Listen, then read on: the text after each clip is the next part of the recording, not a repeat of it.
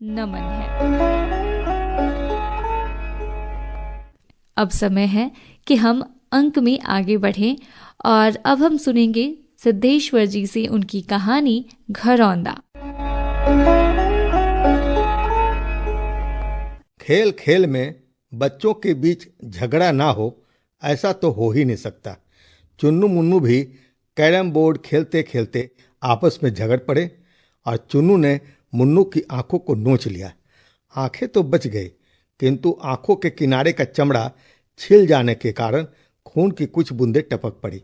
चुन्नू की बहन मुन्नी अपने भाई की यह स्थिति देख दौड़ती हुई मीना के करीब गई और बोली, मम्मी मम्मी, मुन्नू भैया और चुन्नू भैया में झगड़ा हो गया है। मुन्नू भैया की आंखों को नोच लिया है चुन्नू भैया ने। मीना दौड़ती हुई चुन्नू मुन्नू के पास गई। दोनों को लड़ते झगड़ते देख तिलमिला उठी। गुस्से में एक थप्पड़ मारना चाहिए अपने बेटे मुन्नू को। तभी उसकी आंखों पर खून की कुछ बूंदें देखकर वह ठिठक गई और दोनों का बीच बचाव करती हुई दोनों को हाथ पकड़कर अलग कर दी। चुन्नू को एक चांटा मारने के लिए हाथ उठ रही थी कि सहसा उसे स्मरण हो आया कि चुन्नू तो उसका अपना सहोदर बेटा है नहीं, उसके मकान मालिक का बेटा है। कहीं वह शिकायत कर दिया अपने पापा से तो उसका सनकी पापा अपने बेटे को डांटने समझाने के बजाय उसे ही अपने मकान से निकाल देगा। 2000 रुपये महीने का किराया देते हुए भी वह भीतर से कुंठित और कमजोर थी। उसका पति रमेश तो वैसे भी इतने सीधे हैं कि कोई मुंह पर गाली भी दे दे तो वह खून का घूंट पीकर रह जाए। वह समझा बुझा कर चल दी, बेटे इस तरह आपस में क्यों झगड़ते हो? कोई इस तरह से मारपीट करता है क्या कि आंखें नोच ले? अभी मेरे बेटे की आंखों को और अधिक नुकसान हो जाती तब। जाओ तुम अपने घर, मेरे बेटे के साथ मत खेला करो। गुस्से में वह बस इतनी ही बोल पाई थी। उसमें अभी से ही मालिकाना तेवर चढ़ गया था। वह आंखें दिखाते हुए धमकाते हुए चल दिया, तुम लोगों को अपने मकान से निकलवा कर ही दम लूंगा। उसकी बात को सुनकर मुन्नी को आत्म ठेस लगा और वह अपनी माँ के चुप रह जाने के बावजूद बोली, मेरे पापा पैसा देते हैं, किराया देते हैं, तब तुम्हारे मकान में रहते हैं, मुफ्त में तो रहते नहीं। मगर खून में जहर मिला हो तब क्या छोटा क्या बड़ा। चुन्नू नाम का चुन्नू था।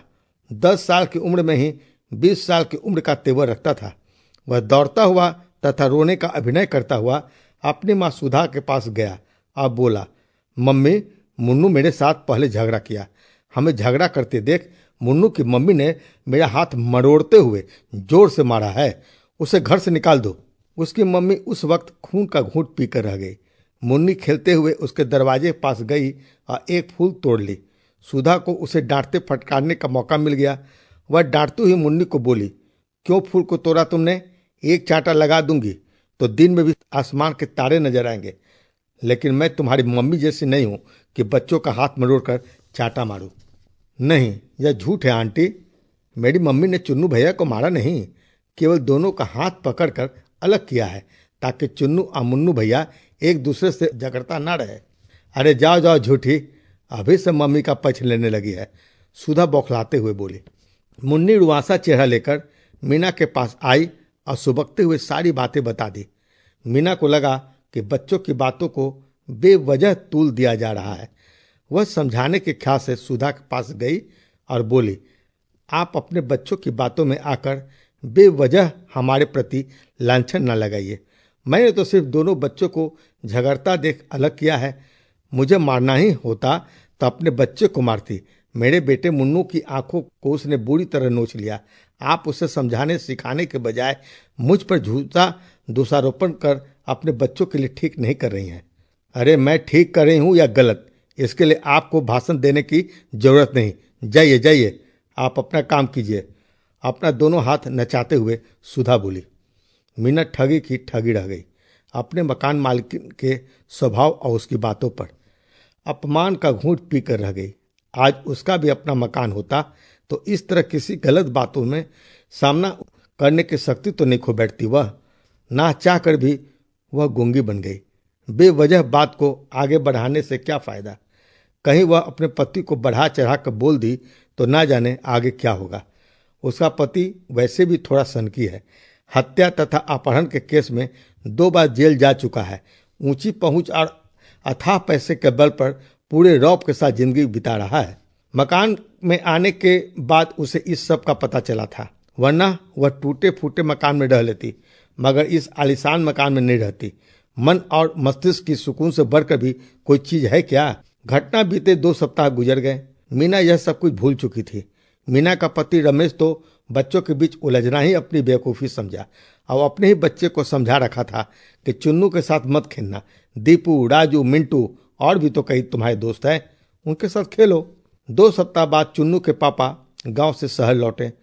पहली रात की मुलाकात में ही अपने प्यार मनुहार के साथ साथ आपने मीना और उसने बच्चों की शिकायत भी कर दी। शिकायत भी ऐसी वैसी नहीं, पूरी तरह मिर्च मसाला लगाकर, ताकि उसका पति राघव पूरी तरह बौखला उठे और मीना को अपने घर से निकलवाड़ कहीं दम ले। वैसे भी उसका पति 7-8 साल से अधिक किसी को अपने मकान में रहने ही नहीं देता। यह तो मीना के पति रमेश का सीधापन था, जिसके कारण वह 1 साल टिक गई राघव के मकान में। अपनी पत्नी से सारी बातें सुनकर वह तिलमिला उठा। उसकी तिलमिलाहट की आग में घी का काम किया चुन्नू की शिकायत ने। पापा, मुन्नी को और मुन्नू के मम्मी पापा को अपने घर से बाहर निकाल दो। मुन्नू की मम्मी ने मेरा हाथ मरोड़ कर खूब मारा है। राघव वैसे भी अपराधी प्रवृत्ति का था, सनकी तो था ही, और पिछले 3 महीने से वह कोई न कोई कारण ढूंढ रहा था ताकि रमेश को अपने मकान से निकाल सके। लेकिन महीना लगते ही समय पर किराया देकर और संयम से रहकर उसने कोई मौका ही हाथ नहीं आने दिया। आज उसे अच्छा बहाना मिल गया था मकान से निकालने का। वह बगैर कोई पूछताछ किए सीधे रमेश से ही भिड़ जाना चाहा और सुबह का इंतजार करने लगा। रमेश रेलवे में उद्घोषक था। वह रात्रिकालीन ड्यूटी करने के बाद सुबह सुबह घर पहुंचा ही था कि राघव ने उस पर अपनी तीखी बातों का प्रहार कर उसे घायल कर दिया। वह शेर के दहाड़ते हुए चीखा, "ई महीना में आप हमारा मकान खाली कर दीजिएगा।" लेकिन राघव भैया, बात क्या हो गई? कौन सी गलती हो गई जो अचानक मकान खाली करने की बात कर रहे हैं आप? रमेश ने सोचा, समय पर तो उसने किराया तो दे रखा है, फिर आखिर बात क्या हो गई? मगर रमेश की सीधी बातों का उस दानव पर कोई असर ना हुआ। वह और तेज आवाज में बोला, "तोरा हम कारण बताइयो का? ये हमारा मकान है, हम जब चाहे तोहरा निकलवा सके है, तू का कर लेबे हमरा के?" उसकी बात सुनकर रमेश हतप्रभ रह गया। लेकिन कुछ तो कारण होगा भाई, मकान आपका है, खाली करने को कह देंगे तो कर दूंगा, मगर कारण तो बतलाइए। तोरा हम कारण बताइयो का? गोली मार देबो ना तो लाशों पता न चलतो कहाँ गायब हो गए। हमरा के तू चिनले है कि ना? जाके मोहल्ले में पूछ ले। हम 2 बार जेल से होके आ गए है, महीना भर टाइम दिले ही बस, ओकरा से ज्यादा ना। मगर भैया, इतनी जल्दी मकान नहीं मिली तो क्या बता दियो कि का करबो? दोनों अखिया अभी फोड़ देबो। तोहरा मेहरारू बड़ा तेज हो गए है। किराएदार होकर मकान मालिक के बेटा पर हाथ छोड़ी तो ओकर हाथे ना काट देम। भलाई चाहत है तो महीना भर के भीतर मकान खाली हो जाके चाहिए, समझिए, समझ ले कि ना? रमेश के भीतर भी खून खौल उठा था। अपने और अपने परिवार के प्रति ऐसा अपमान भरी बातें सुनकर उसका बेटा मार खाया, आंख नुचवाया और गाली भी खुद वह सुन रहा है। मकान मालिक है तो क्या, जो चाहेगा बोलेगा, गलियाएगा, किराया देता है, कोई मुफ्त में नहीं रहता। सारा कानून वही जानता है क्या? कोर्ट में नोटिस दे देगा ना तो हालत बिगड़ जाएगी उसकी। वह बौखला कर कुछ बोलना ही चाहा, तभी उसकी पत्नी मीना उसका हाथ पकड़ कर खींच ली और अपने कमरे में ले गई। "प्लीज मुझ पर, अपने बच्चों पर दया कीजिए और चुप ही रहिए। आंसू का घूंट पीकर भी कुछ न बोलिए। वह किस तरह का आदमी है आप खुद जानते हैं। हम लोग इसी महीने इनका मकान छोड़ देंगे। किराया ही देना है तो 1 नहीं 100 मकान मिल जाएगा। लेकिन टेंशन में आपने कोई कदम अगर उठा लिया तो बड़ा खतरनाक आदमी है। आपको कुछ कर दिया, बच्चों को कुछ कर दिया तो पूरा परिवार ही तबाह हो जाएगा।" खून का आंसू पीकर रह गया रमेश। बाल बच्चे, पत्नी, परिवार के कारण वह चाहकर भी मुंह तोड़ जवाब ना दे सका। फिर उसे ख्याल आया, लगे रहो मुन्ना भाई फिल्म की गांधीगिरी की, क्यों ना शांत होकर ही कोई सार्थक कदम उठाई जाए। टेंशन बढ़ाने से तो और टेंशन ही बढ़ेगा ना। बूढ़ा आदमी से तो फिर भी एक हद तक बचा जा सकता है, लेकिन सनकी आदमी तो पागल होता है, पागल। उससे ज्यादा कोई खतरनाक हो ही नहीं सकता। दूसरे दिन से ही रमेश अपनी पत्नी के साथ दिन रात मकान ढूंढने में लग गया। इस बार वह मकान का रौनक नहीं, मकान मालिक के स्वभाव की रौनक की तलाश कर रहा था। ताकि साधारण मकान में भी वह सुकून से रह सके।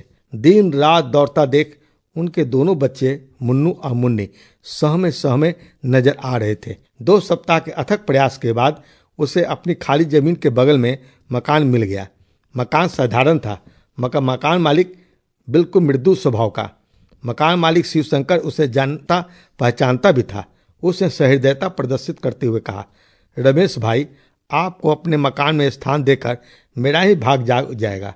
आप कवि, कथाकार, चित्रकार क्या नहीं है, प्रतिभा की खान है आप।